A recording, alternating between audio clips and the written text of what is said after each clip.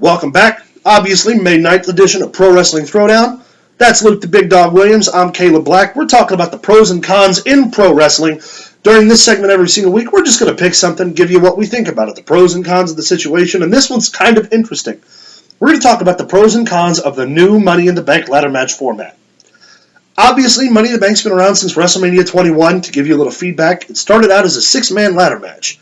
6 men competing for a contract for the World Heavyweight Championship. All of the first ones were Raw competitors. It was Edge, Christian, Jericho, Shelton, Benjamin, Kane, and Chris Benoit. Yes. The following year, they petered in 3 Raw guys and 3 SmackDown guys. Eventually, the numbers grew to 7 and 8. And then afterward, they pulled it from the WrestleMania card and gave it its own pay-per-view, where it's been that way for the past several years. This year, however, it's not just a traditional ladder match. It's not 6 to 8 guys or girls competing in the match where they start in the ring and they climb the ladder to get to the top of the briefcase. This year, they start at the bottom of Titan Towers and fight through the whole building. Then they get to the top, then they're on the top, and still have to climb the ladder to get to the briefcase. Yeah. Luke, pros and cons for you. What do you think a pro is for the new format? Pro is they're taking a concept, something that's fresh and hasn't been done before. Yeah. They are, they're working with what they have. Yeah. And one of the pros, too, I think should be indicated. This is a great way to do another one of those cinematic matches. Yes. Where things can get a little chaotic as long as they record it well.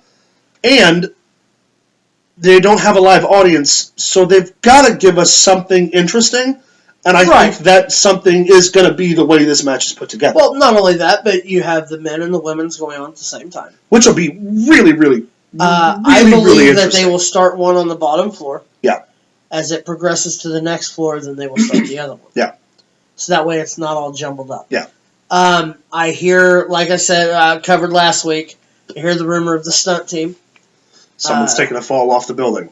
Being that this is the month that Owen Hart tragically fell to his death, I think that the con would be attempting something like that. Yeah. Poor taste. I mean, I get it. And so many years ago, they've got the safest professionals in the world doing it, but they had them then too. Still in bad taste. Yeah, I agree with that. But the pros to everything is you don't have a crowd.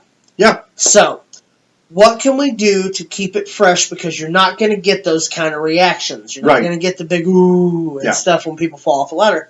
Next best thing, well, let's just fight through catering.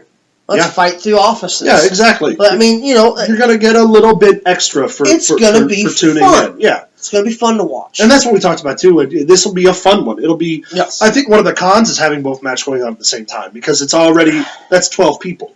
It all depends on how they film it, I guess. I mean, I agree, but it's 12 people. It's going to get chaotic. It's going to get messy. And stuff like that, for me, is hard to follow. Not to mention, what happens when they get to the top? Are Shayna Baszler and Asuka going to be climbing one ladder at the same time as Aleister Black and Baron Corbin? I really think that one will be finished at the top of the building before the other match gets there. But we haven't seen it yet. No, so I think the trepidation there, one of the cons, is the fact that it's going to go on at the same time. Well, and the fact that it's been pre-taped, all this has been pre-taped. Yeah. That I think that they took that into account of the fact that it was pre-taped, that they were going on the same time so they could get... So it isn't as jumbled. Yeah. Because it's been shot with different angles. It's been, I think that the editing that they've gone through, I think will keep it from being too jumbled up. I think another one of the pros is, especially for the men, they've got some of the more athletic competitors. Yes. Even Otis is highly athletic for a big man. But Bryan and Styles, no strangers to ladders. Rey Mysterio, not a stranger to ladders. Aleister Black, the way he wrestles, his style complements that well. Baron Corbin can be your heavy lifter, your brawl guy with the weapons and the ladders. Not to mention he's already won. Yeah, he's been Money in the Bank winner before. So I think that, taking that into consideration, and the same thing with the women. Asuka and Shayna Baszler. Nia Jax, Dana Brooke, Lacey Evans, and Carmella. Obviously, I think the two standouts for me are going to be Asuka and Shayna. Yes. I really hope Shayna wins. But I think they found the right selection of superstars for this ladder match this time. Here's one that's a pro and a con. Carmella. Yeah. I think that is a waste of a spot. Yeah.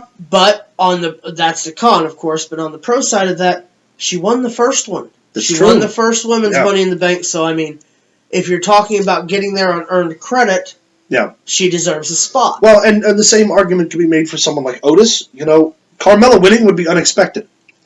You know, especially against that roster of women. Otis winning would be unexpected, considering that, 4 out of the other 6 competitors have all been WWE champions? Yes. I don't think Corbin's been WWE champion yet. No, he's been...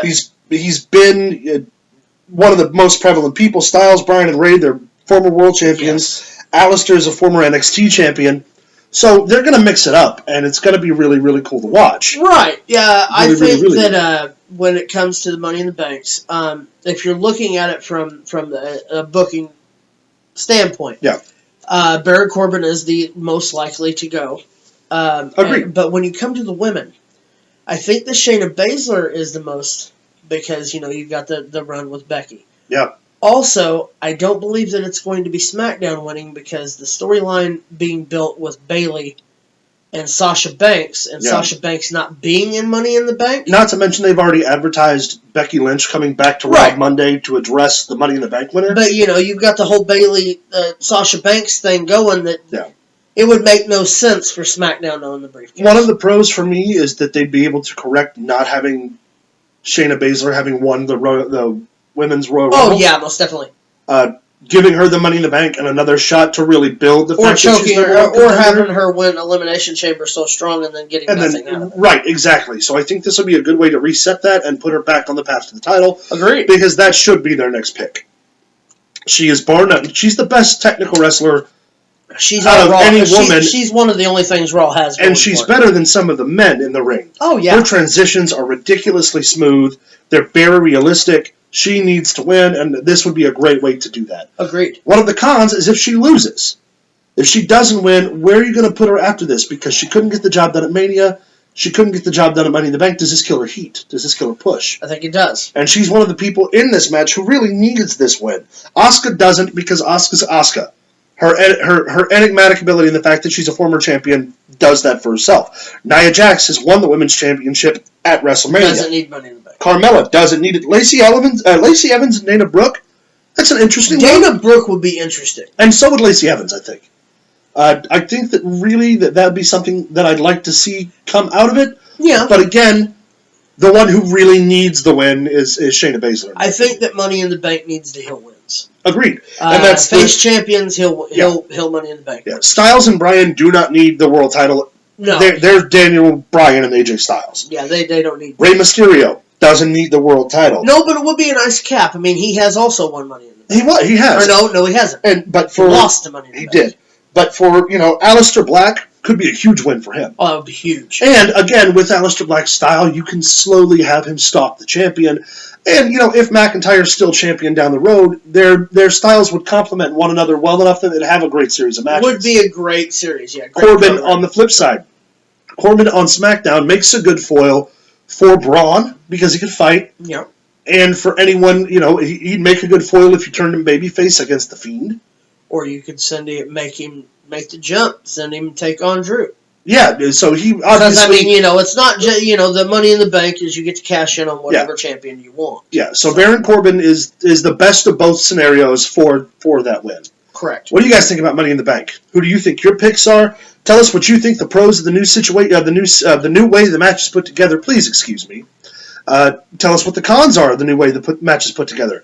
Let us know what you think. Comment below, like, subscribe, or send us an email at prowrestlingthrowdown@gmail.com.